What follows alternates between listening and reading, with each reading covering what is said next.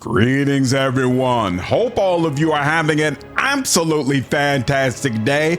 Wow, we finally got an update for the turn-based mode in Pillars of Eternity.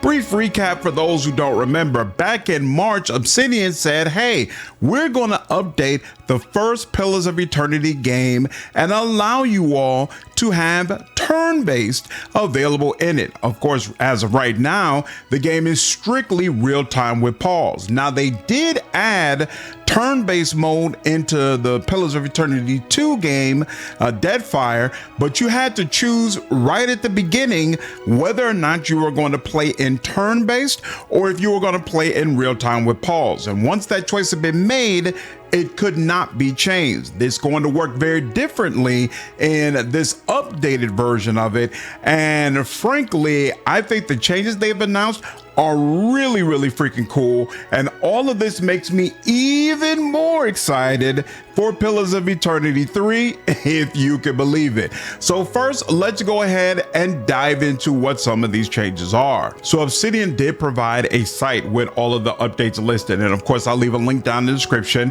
So there's going to be a public beta for turn-based mode in Pillars of Eternity 1. It's going to start on November 5th. You all already know I will be there that evening playing the game, and we can check it out for ourselves. Really excited for it.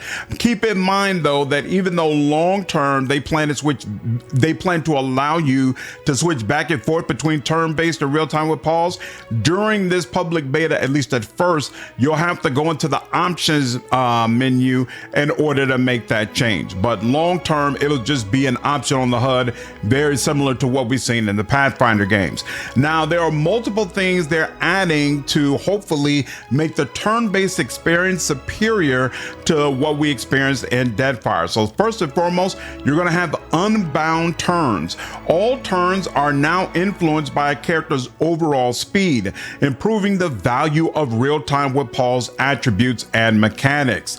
So the reason why this is important is because, again, they've already implemented turn-based in Deadfire, and some people definitely had some complaints. One of the complaints is turn-based mode significantly changes what attributes are actually useful and how those attributes function in the game.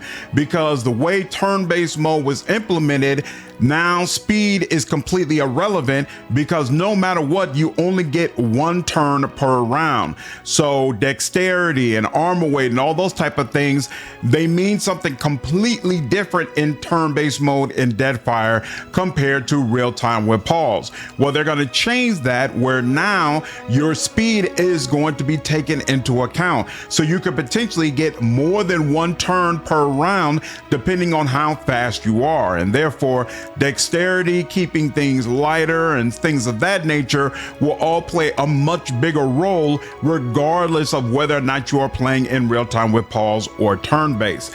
Next up, they're going to include smarter free actions. So actions like swapping weapons, drinking potions, or enabling modals are now free actions. However, each free action is limited to one per turn per type for balance. Now, the reason why this is important to note is that in Deadfire, the free actions were basically unlimited, and it kind of got out of control where you could really lean heavily on free actions as a way to give yourself a leg up in turn-based mode. And so this change has been implemented as a way to address that and ensure you are still going to have a challenging experience in turn-based mode, because now you're only going to be limited to one free action per round. Now, they also wanted to address the pacing. So for faster pacing, combat lethality has been significantly increased for both enemies and players to keep battles tense and impactful. So there are many people who say that in Deadfire, if you just use the standard mode that Obsidian provided, the turns take way too long, and combat in general takes way too long because, of course, the system was built for real time with pause. They throw a ton of different enemies at you, and so in turn-based it could take quite some time to whittle them all down. Well, one of the popular mods that was provided for Deadfire increases the lethality of everyone so that enemies die faster and things are much more difficult for you as well. And just in general, it helps to keep combat moving at a brisk pace. And so Obsidian is basically going to take that formula and make it part of the standard game for Pillars of Eternity 1 to help ensure that combat remains quick and fluid the way you would want it to be.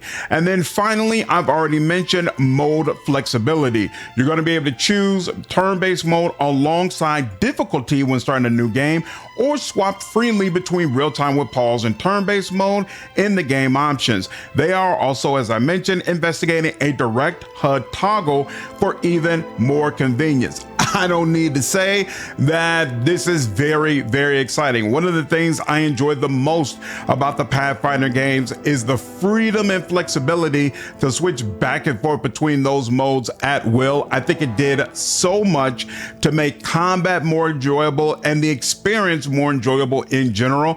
And so to see that flexibility come to the Pillars of Eternity series, honestly, it makes me want to experience the whole thing again. I think I might seriously live stream both games back to back again once this patch goes all the way live. Very, very excited for it. Very excited to see Pillars of Eternity get more love.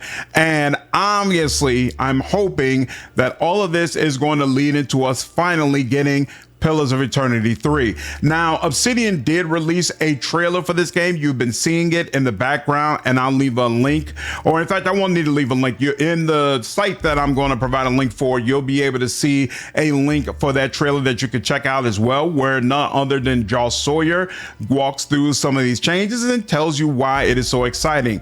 Presumably, once they get this working properly in Pillars of Eternity 1, they would make the same updates and changes in Pillars of Eternity 2, allowing you to play the entire series in a way where you can switch back and forth between turn-based mode and real-time with pause at will.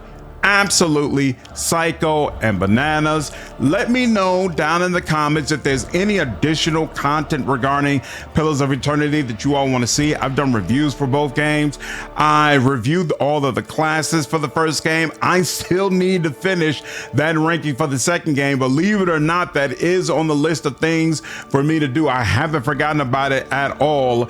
But if there's any additional content outside of that and the new player guides that I dropped for both games. So if you want to know more about the mechanics, definitely check those guides out. Again, the way they're implementing turn-based mode now, they're going to take the way the stats work in game with real-time with pause into account. So a lot of that information should still be good to help you figure out what is and is not important in turn-based mode. So definitely check out that content. I'll try to leave a link in the description. And yeah, just all the way around, man, this is super, super exciting for anybody who's a fan of Pillars of Eternity. So if that's you, definitely make sure you subscribe to the channel, hit that like button for me, hit that bell so you don't miss any other Pillars content I have coming down the pipeline. There are links down in the description if you all would like to support the channel. Appreciate you all. Hope you enjoyed the video, and I will see you in the next one. Take care.